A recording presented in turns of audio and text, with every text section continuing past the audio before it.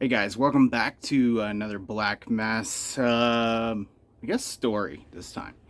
So I'm going to start doing a little bit some things a little bit different with my channel, as well as, exploration, as well as paranormal investigation, searching for cryptids. I'm going to take maybe my days off and talk to you all about some different types of research that I uncover in my search down the rabbit hole of the paranormal. So recently, one of the stories that I have come across has to do with a company called CERN. That's CERN. Now, CERN is a scientific research facility located in Geneva, which is a place where something called the God particle was discovered. Now, obviously, that's pretty interesting, but what does that really mean? So, the God particle, the whole reason why we decided to proceed with trying to figure out what this thing is because they wanted to establish what happened after the first milliseconds after the Big Bang. So, in order to do that, what they needed to do was to develop the Higgs boson particle. Okay. Now, something that's kind of interesting is that this isn't the first time this was brought up. The first time the God particle was actually publicized was in 1998. Now, the person who did this is a well-known character throughout American culture. I think every single person could know who this is simply by his picture, and it is your none other than Homer Simpson. Yes, Homer Simpson actually wrote the formula for the God particle on a chalkboard in 1998. The God particle was not even figured out until I believe 2015. I might be wrong. I'm sorry. Kind of having a brain fart right now. However, so obviously the Simpsons, it's so weird talking about this two together, have predicted the future on many occasions throughout their infamous run on cable television. However, this God particle is a little bit more serious than a cartoon on the Fox network. So, a lot of controversy has kind of come about ever since the establishment of the God particle and this company named CERN. Okay, so CERN, what they do is the main point of what they're doing is taking particles, and by using magnets, they spin these particles in circles and actually crash them into each other. So they create this big explosion, and then they study what happens after that explosion. So, a little bit about the facility. So the overall facility, the one detector, okay, that picks up this explosion is actually the size of a 6-story building. So it's absolutely massive. The cables that run through CERN could stretch from the sun to Earth back and forth 5 times over. The temperatures that they create with these collisions are over 4 trillion degrees. The coldness, the temperature of the collider while it's running is colder than the space between the stars in outer space. So that's how absolutely amazing this piece of equipment is. But the purpose, and what I find absolutely kind of amazing about this, is the initial marketing plan when CERN came out was to tie CERN with the movie that had come out at the time called Angels and Demons. Now, this movie covers basically what would happen if somebody were able to get their hands on some antimatter, what would actually occur. Because when these particles collide in the area that they are creating these experiments, it actually produces antimatter. So, one of the stories that has been reported from this area is that CERN had created this antimatter, but they needed a place to keep it. So they took it to a college that had the capabilities of storing just a small amount of antimatter. Now, the students themselves and only a select number of faculty members knew that this antimatter was actually being housed at this college. But the weird thing was, all of a sudden at this college that was not previously known for hauntings or paranormal activity starts having massive amounts of reports of paranormal activity happening, which to me is kind of crazy, because what are we creating here? Okay, I'm all for exploring and trying to figure out the creation of our universe, but what are we doing here? What are we opening up? And CERN themselves, obviously, the first thing that they do is they try to tie themselves to a movie called Angels and Demons. And for you all who don't know, was a movie that had came out that kind of covers what would happen if somebody tried to take out the Vatican with some antimatter.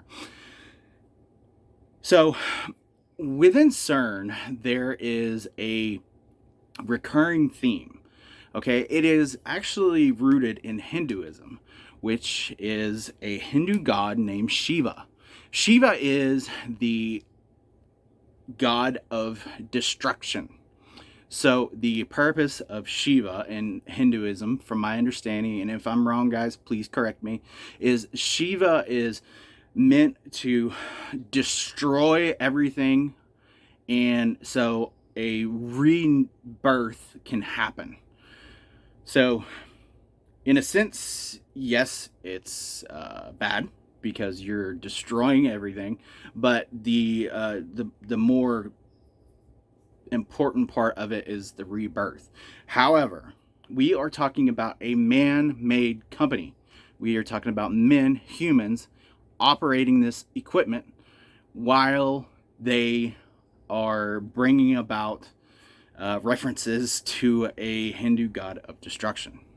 Now, what makes this story kind of even stranger is that there was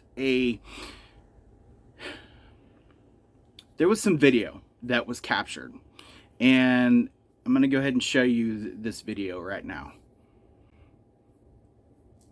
So this group of people at the CERN facility in front of the Hindu god of destruction Shiva performed this ritual.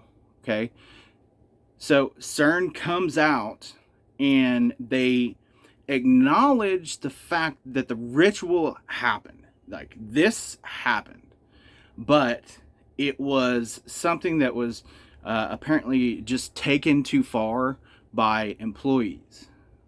It wasn't like this never happened. To me, that was really strange that a company would acknowledge the fact that employees were doing this ritual, which obviously shows what looks to be a woman who is naked that gets sacrificed. Now, whether or not the sacrifice actually occurred, the video doesn't show that.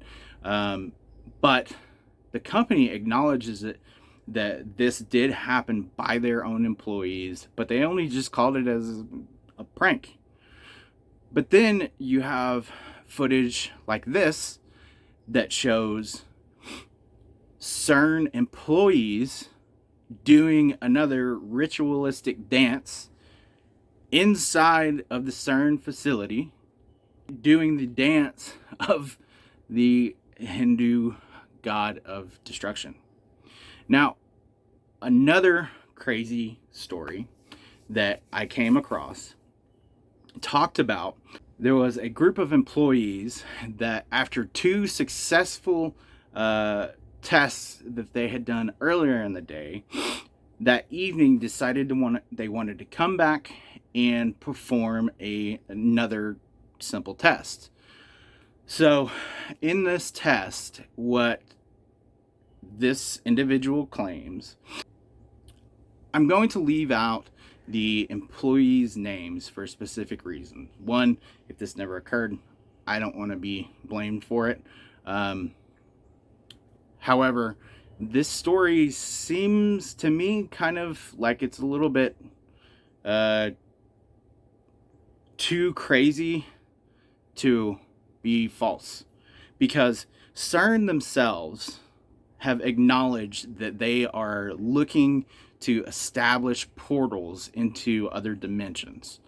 Within the scientific community, they all, even Einstein agreed that there's a possibility of additional dimensions of ourselves that are just a slightly bit different. So this one evening, when the scientists decided that they were going to go down and perform this extra test, they decided at the last minute that they were going to push the machine past what they thought was safe. Okay, so when this happened, the employee who is the whistleblower about this claims that the head scientist actually disappeared. They hear a loud scream and a bright flash of light, which actually we know that's what humans will interpret when these collisions happen.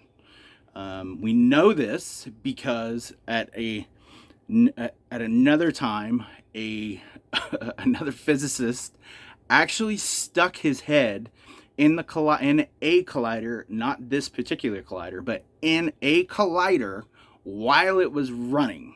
So that's another story that maybe we could cover at another time. But that high intensity particle just crashed through his brain and through his face. But anyway, what he had described was the brightest flash of light that he could ever imagine.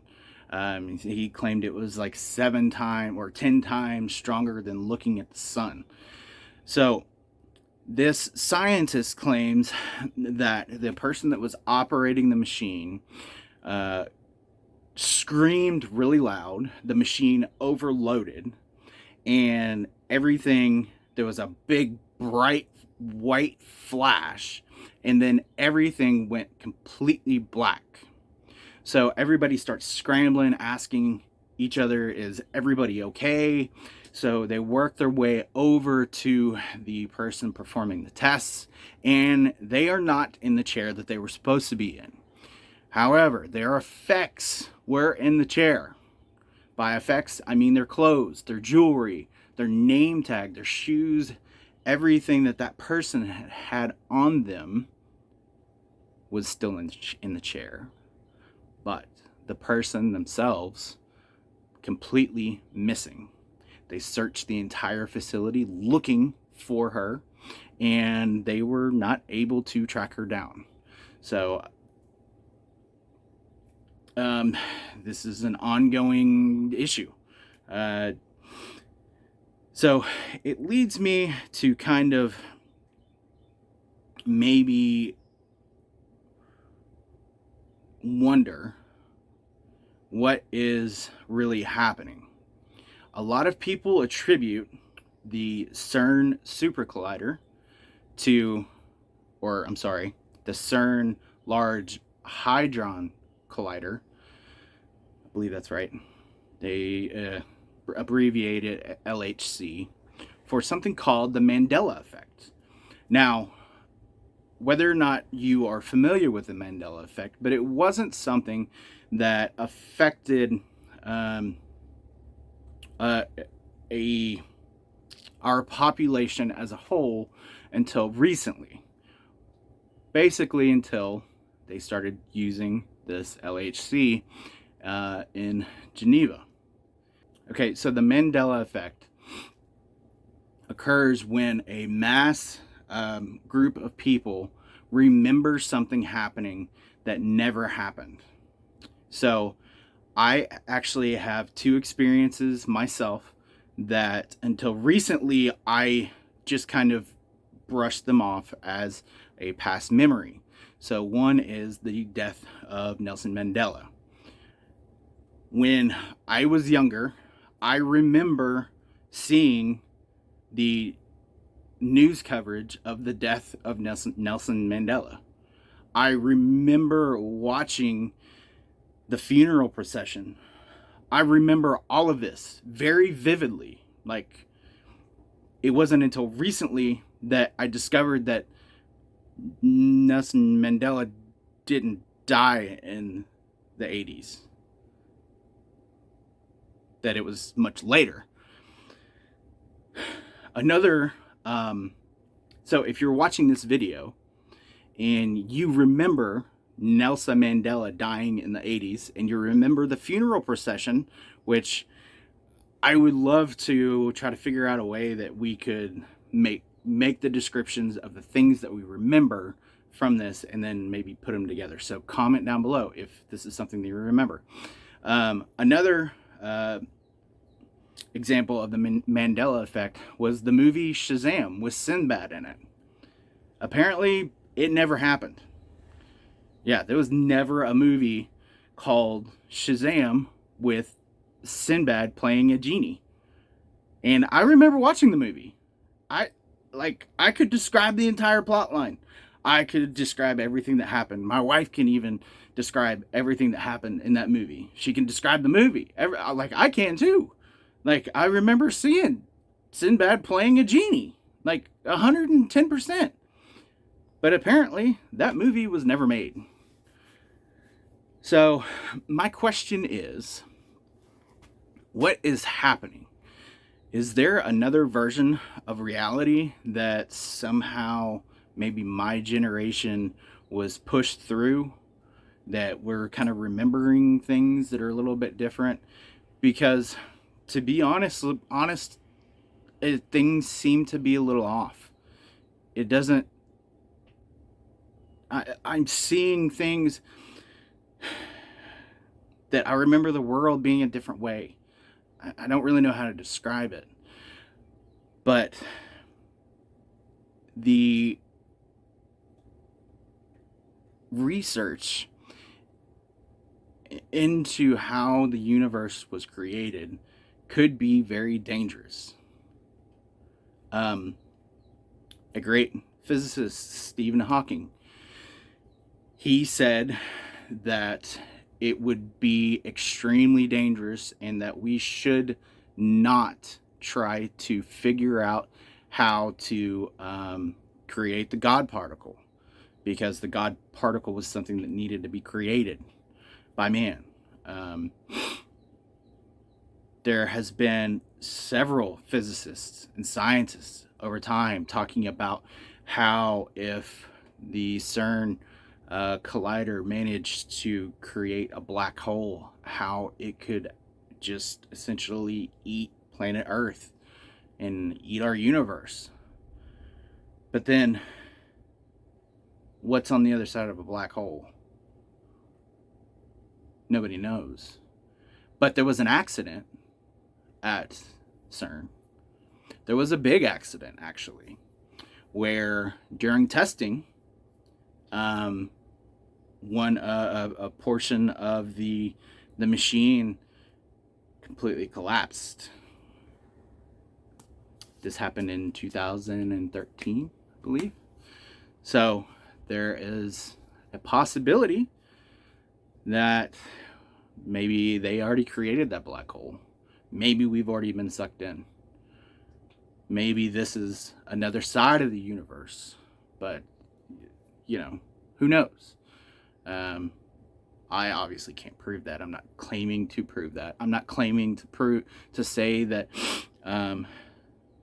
these tests are not safe. I'm pro science and research, but as humans, we need to figure out exactly what we are doing once you start moving onto these massive scales, because the US government is even trying to kind of slowly walk us into the exception of UFOs for alien encounters.